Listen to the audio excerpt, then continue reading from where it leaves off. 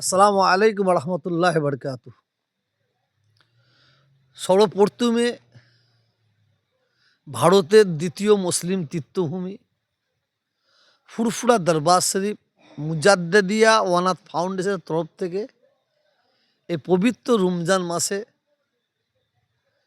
জাতি ধর্ম বর্ণ নির্বিশেষে সকলকে মোবারকবাদ জানাচ্ছি।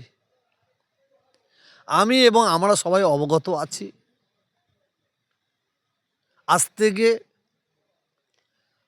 ১৩৫ বছর আগে মুজাদ্দেদে জামান পীর আবু বাকার সিদ্দিকী রহমাতুল্লাহ আলাইহে দাদা হুজুর কেবলা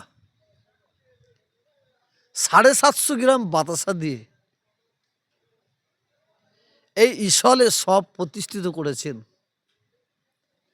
কুল মুমিন মুমিনাতের সাবরেসানের উদ্দেশ্যে। ৭৫০ গ্রাম বাতাসা যখন দিয়েছিলেন, কত লোক হতে পারে? আজকে ২০২৬ ইসলে সব কিছু কম বেশি ৩০ লক্ষেরও বেশি অধিক লোক এখানে আসে। ফুরফুরা শরীফে কেন মানুষ আসে, কিসের জন্য আসে, আসার কারণটা কি? ফুরফুরা শরীফে মানুষ আসে মেন উদ্দেশ্য ৫ ওয়াক্ত নামাজ, লক্ষ লক্ষ মানুষের সঙ্গে একসঙ্গে বড় জামায়াতে নামাজ পড়ার জন্য। তারপরে মাগরিবের নামাজের পরে বিভিন্ন দরবারে জেকের আজকের করা হয়। মুজাদ্দেদে জামান দাদা হুজুর পীর কেবলা রহমাতুল্লাহ আলাইহে ৫ হুজুর কেবলা রহমাতুল্লাহ আলাইহের মাজার জিয়ারত করেন মানুষ। এখানে গঞ্জে সোহাদা শহীদান হুজুরদের মাজার আছে, বড় বড় বজরগান দিনীদের মাজার আছে, বড় বড় আলেমদের মাজার আছে, বড় বড় আল্লাহর ওলিদের মাজার জিয়ারত করেন। ঈশার নামাজের পরে বিভিন্ন দরবারে বিভিন্ন বক্তা শরীয়ত অনুযায়ী, দিন অনুযায়ী, কোরআন হাদিস অনুযায়ী বক্তব্য রাখেন, সম্প্রীতির ওপর বক্তব্য রাখেন। এই ঈশ্বরের সবে কঠোরভাবে নিষিদ্ধ আছে ৩ দিন, বিশেষ করে ৩ দিন কোনো মহিলা না আসে। আপনার সোশ্যাল মিডিয়ার মাধ্যমে বলছি, যদি কোনো মহিলা আসে, অনেকে নিয়ে আসে ফুরফুরা শরীফের বদনাম করার জন্য, যদি নিয়ে আসে, যদি কোনো অঘটন হয়, অঘটন ঘটে, তার জন্য দায়ী তারা থাকবে। দাদা হুজুর কেবলা ৫ হুজুর কেবলা এবং আমাদের কঠোরভাবে এই ৩ দিন কোনো মহিলা নিয়ে আসা যাবে না। বাকি এমনি দিনে আসলে পর্দার সহিত আসেন। এই ঈশ্বর সবটা হচ্ছে মেলা নয়, এটা মেলা নয়। এখানে কোনো গামছা, লুঙ্গি, চাদর বিক্রি করার জায়গা নেই। এখানে মেলার আসবাবপত্র বিক্রি করার জায়গা নেই।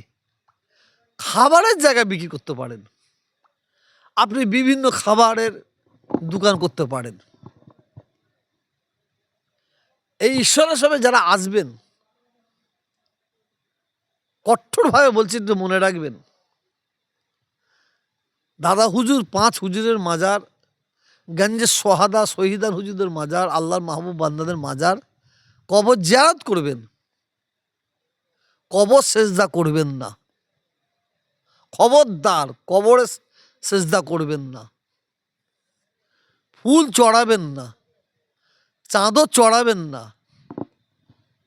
আগরবাতি ধূপবাতি জ্বালাবেন না, কবরে কোনো পয়সা আতর ফেলবেন না।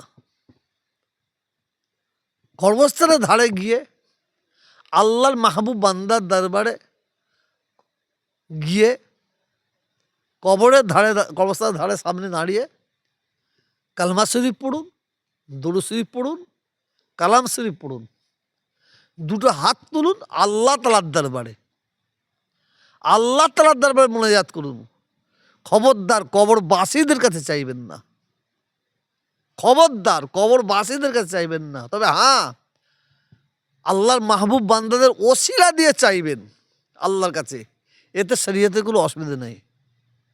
মনে রাখবেন, দিওয়া নিওয়ার মালিক হচ্ছে আল্লাহ। আমাদের যা চাওয়া পাওয়ার আল্লাহর কাছে চাইবেন। তা আল্লাহর মাহবুব বান্দাদের ওসিলা দিয়ে চাইবেন, তার কারণ একটাই, আল্লাহর মাহবুব বান্দাদের আল্লাহ ভালোবাসেন, পিয়ার করেন, তাদের ওসিলায় আল্লাহ আমাদের দোয়াকে কবুল করে নেবেন, এটা আমাদের বিশ্বাস। এই ইশারা সবে আসবেন 21, 22, 23 ইশারা সবে। একটা ভাই একটা ভাইকে পাশে রাখবেন, নিজেদের মধ্যে কেউ যেন অরাজকতা না করে। যদি কোনো ভাই বিপদে পড়ে সাহায্য করবেন, পাশে দাঁড়িয়ে যাবেন। আমাদের প্রশাসনের প্রয়োজন নাই, আমাদের আদর্শ সবচেয়ে প্রয়োজন। নিজের আদর্শটা রাখবেন, একটা ভাই একটা ভাইকে সাহায্য করবেন। এই ঈশ্বরের সবে অনেক পকেট মার আছে, মোবাইল চুরি করে, পয়সা চুরি করে, সেই দিক দিয়েও সাবধান থাকবেন। বিশেষ করে আমি করজোড়ে অনুরোধ করছি, আমি দুটো পায়ে ধরে অনুরোধ করছি, এই পবিত্র রমজান মাসে প্রত্যেকটা যারা দোকান খোলে, হোটেল করে, তাদের বলবো আপনারা আপনাদের দোকান হোটেল আসরের পর থেকে চালু রাখবেন, দিনের বেলা খুলবেন না। অনেক বেরোজগার রোজা রাখেনে, তারা হোটেলের মধ্যে ঢুকে তারা খাওয়া দাওয়া করে, এবং অনেক দোকানদার অর্থের জন্য দোকানের সামনে পর্দা দিয়ে খদ্দেরদের খাওয়ায়।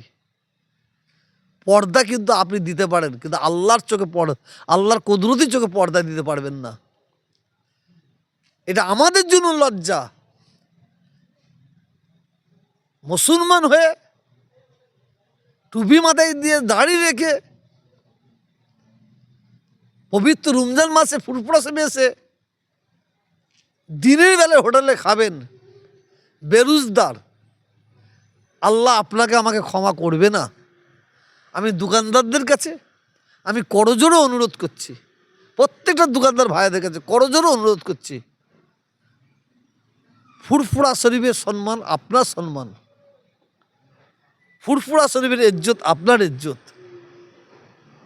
বিশেষ করে আল্লাহর রহমতি মাস রমজান মাসে যে বেরোজগার আপনার দোকানে খাচ্ছে সে বড় গুনাহগার, আর আপনি পয়সার লোভে অর্থের লোভে যাকে খাওয়াচ্ছেন সেও বড় গুনাহগার। আমি করজোড়ে অনুরোধ করছি, এই ধরনের কাজ আপনারা করবেন না। আর যদি এই ধরনের লোককে খাওয়ান, যদি কোনো দলবদ্ধভাবে গিয়ে আপনার দোকানে হামলা করে দিলে তাহলে আপনারাই দায়ী হবেন। যার জন্য সতর্ক করলাম। আসসালামু আলাইকুম।